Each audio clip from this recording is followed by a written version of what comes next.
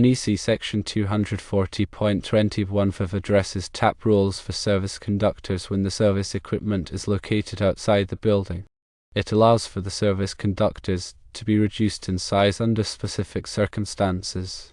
The key provision of 240.21 states that service conductors can be reduced in size to supply a single branch circuit that supplies a water pump, provided the full load current of the pump does not exceed 60 amps.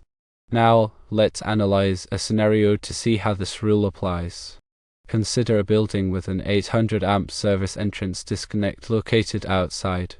This disconnect is fed underground by two sets of 600 kc mil copper conductors from the utility transformer. On the load side of this 800 amp disconnect, you have two sets of 4/0 copper conductors and one number 2 equipment grounding conductor, feeding two 400 amp main circuit breaker tenant panel boards located approximately 200 feet away. The conduit run is underground, and the tap is made via lugs on the load side of the 800 amp service entrance disconnect. The question is whether NEC section 240.21 permits this configuration. According to the NEC, the tap is permitted if it supplies a single branch circuit that feeds two water pumps, with the full load current of each pump not exceeding 60 amps. It's crucial to understand the underlying principles that govern this code section. The primary concern is the protection of the smaller tap conductors. The overcurrent protection device at the service entrance, in this case, the 800 amp disconnect, is intended to protect the larger service conductors. However, without specific rules, it might not adequately protect the smaller tap conductors against overloads or short circuits.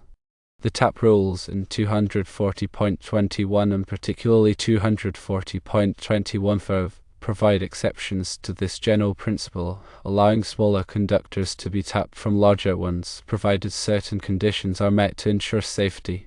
In the described scenario, several factors are important. Firstly, the size of the 600 kc mil copper conductors feeding the 800 amp disconnect must be adequate for the calculated load of the building.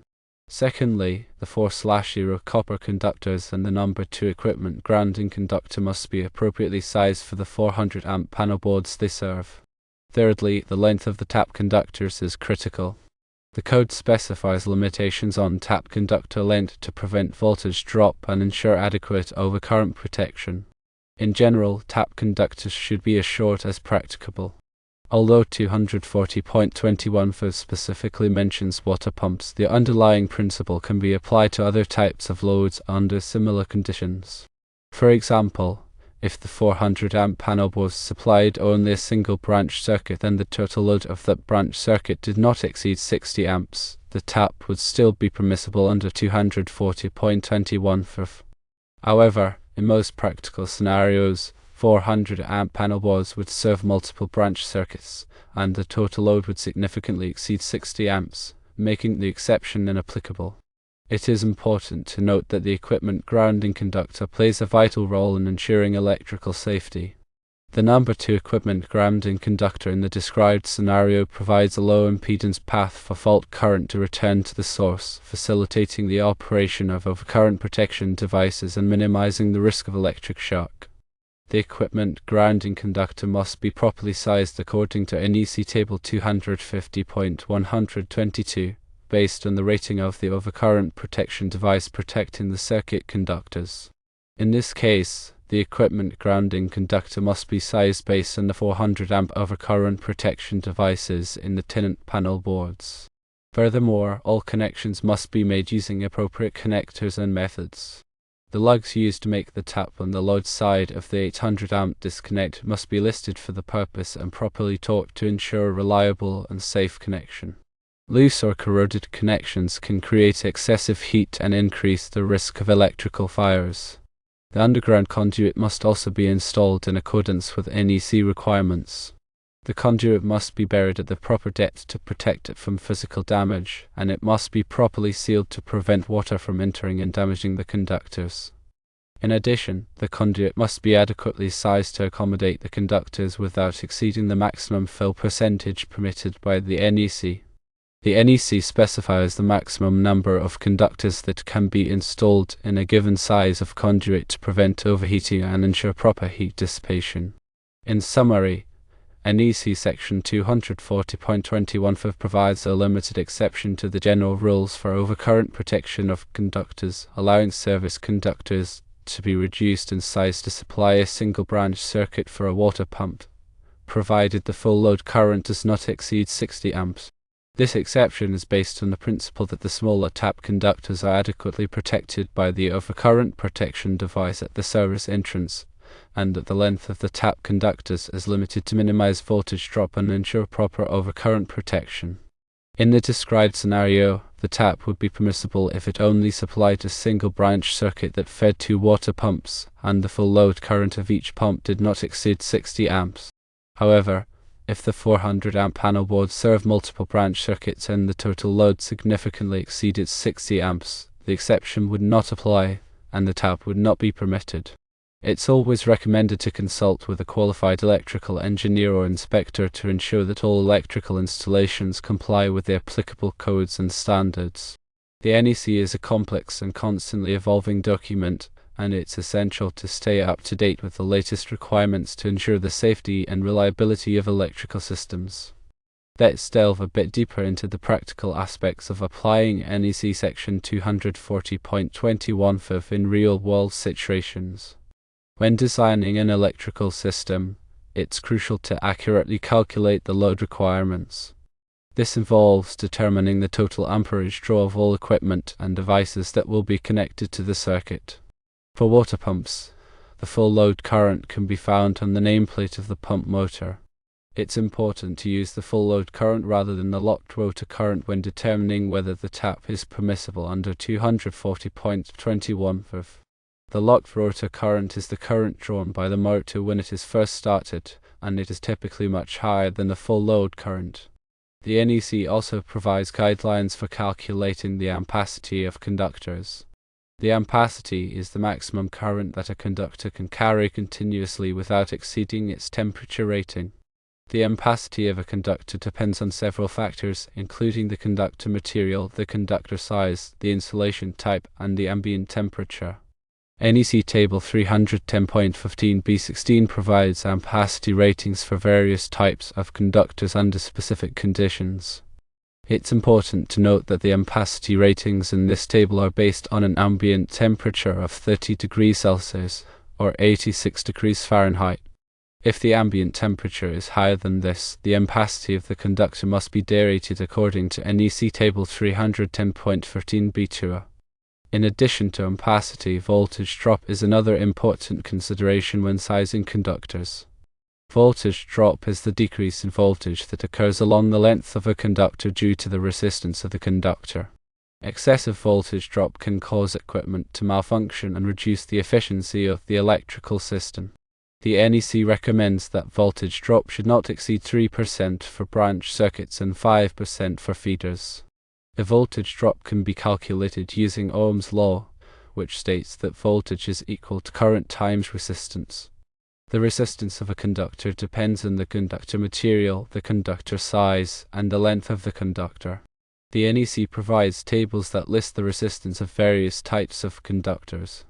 When sizing conductors for a specific application, it's important to consider both ampacity and voltage drop.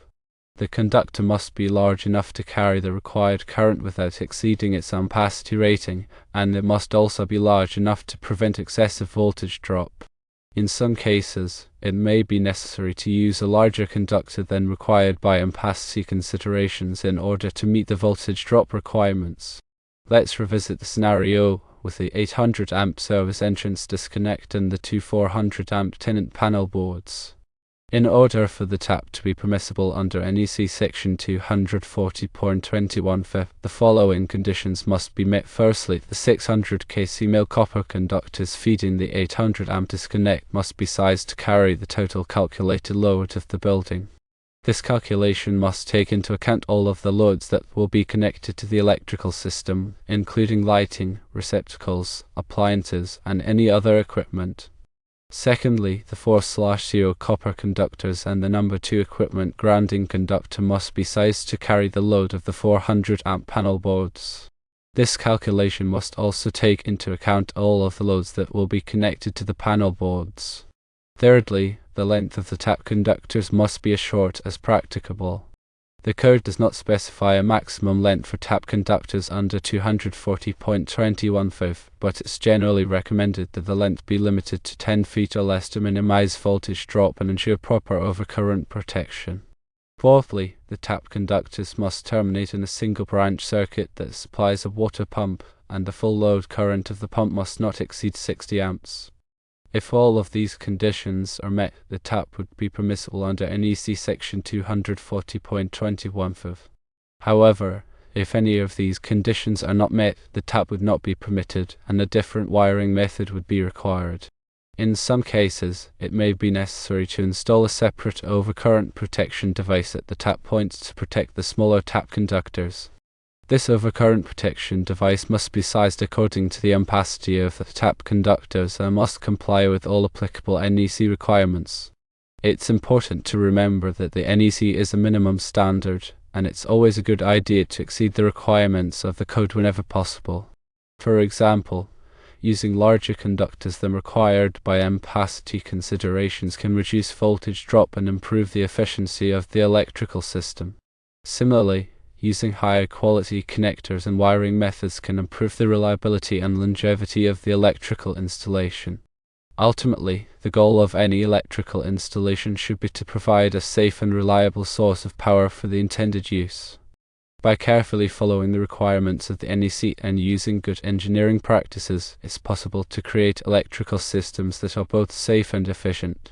In addition to the technical aspects of NEC section 240.21, it's also important to consider the practical implications of applying this rule in the field.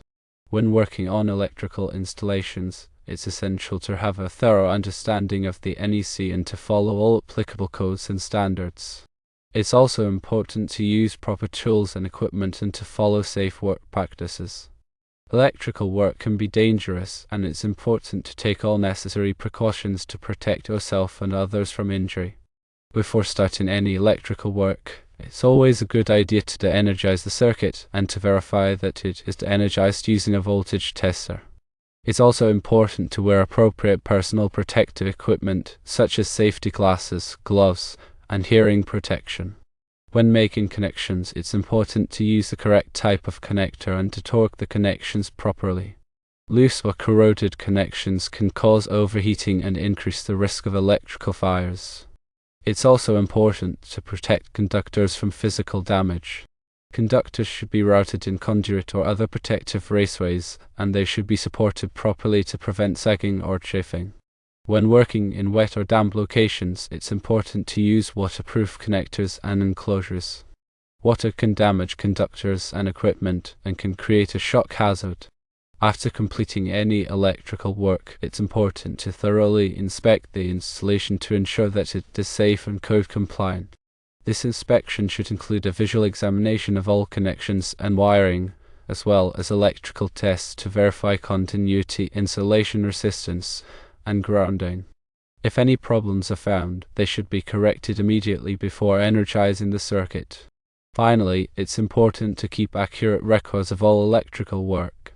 These records should include the date of the work, the name of the electrician who performed the work, a description of the work performed, and any test results. These records can be helpful for troubleshooting problems in the future and can also be required by local authorities. By following these practical guidelines, electricians can ensure that their electrical installations are safe, reliable, and code compliant. NEC section 240.21 is just one small part of the NEC, but it's an important one to understand. By carefully applying this rule and following good electrical practices, electricians can help to ensure the safety of electrical systems and the people who use them.